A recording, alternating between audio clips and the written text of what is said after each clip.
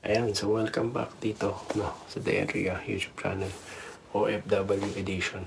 At finally, after a month, no, ngayon lang tayo mag-upload, no, or mag-update sa inyo kung anong mga nangyari for the past 1 month, no. Simula nang tayo po yung nag-ship from SG to CA.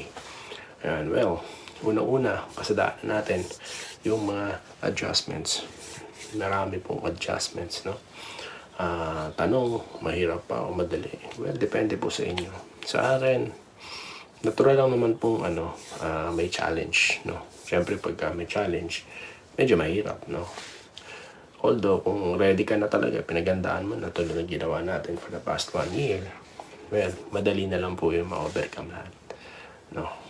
Lalo na kung matagal ka na nag-OFW. Mahirap po para sa mga bagong salta, lalo na sa galing po dyan sa bansa natin dahil iba po, no.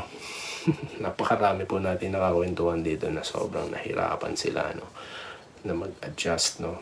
They took them months, no, to adjust.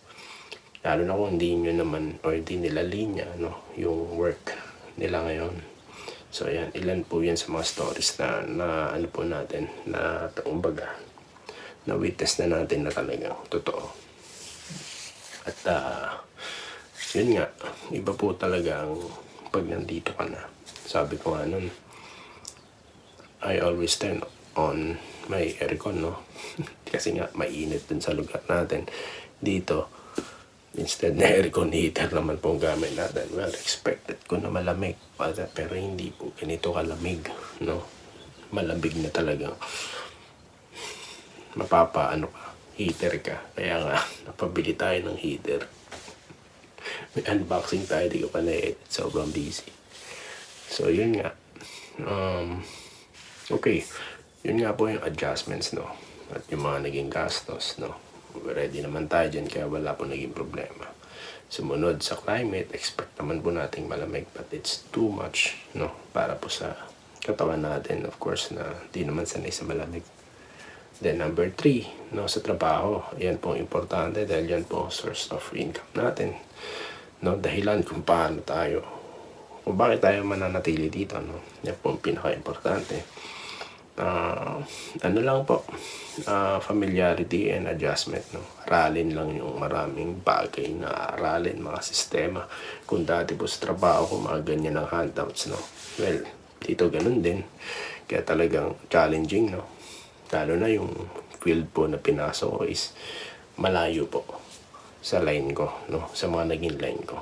So yun naman po ang ginagawa natin lagi. Lagi tayong nag-explore, lagi tayong lumalabas sa comfort zone, no.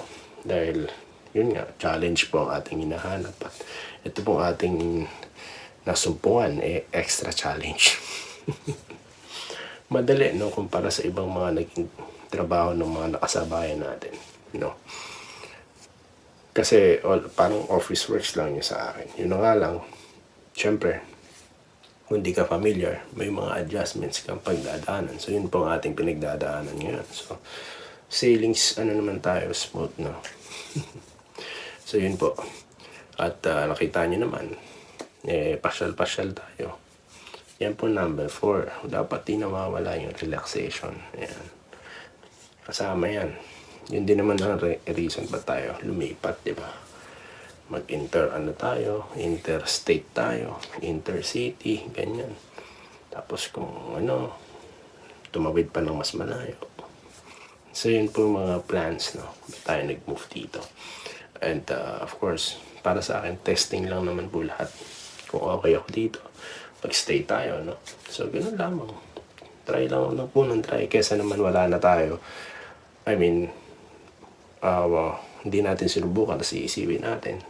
Tapos mahirap na pumunta, no, sa lugar na yun dahil nga dito, kapag nasa ka na kasi, nandito ka na, no, tapos bumaba ka na, no, nag-settle ka na sa ibang mga bagay, tapos maiisip mo umangat ulit, parang mahirap. So at least nandito pa tayo, SG, umangat lang tayo, okay yun. So yun po yung ginawa natin, nag-try lang po muna tayo. At nanto, trial lang. Subok lang. Ayun. Pero magastos. mamahalin po ang naging testing ko na to. But it's all worth it po. No? Napakaganda. Nakita niyo naman po yung mga videos natin, mga pinapasyalan natin. Napakagandang mga location na talagang at yung mga experience, no, ating nagigain, priceless po yan. So yun lamang po, no, sa susunod na video, iba pa po mga kwentong OFW ang i-share ko sa inyo. Ayan. At meron po tayong mga video dyan ng mga pasyal-pasyal. Well, mabilis po yung mga video natin. Hindi na po tulad doon na may mga kwento-kwento. Ngayon, ito po parang mga highlights na mabilisan. Kaya enjoy. Kung nag-enjoy man kayo. Ayun. Mga magagandang location dito. Mga historical places, no? Para sa akin, na history enthusiast. Napakaganda po niyan. So, yun lamang po. At magkita-kita sa mga susunod na video. Dito lamang sa The Enrica YouTube channel.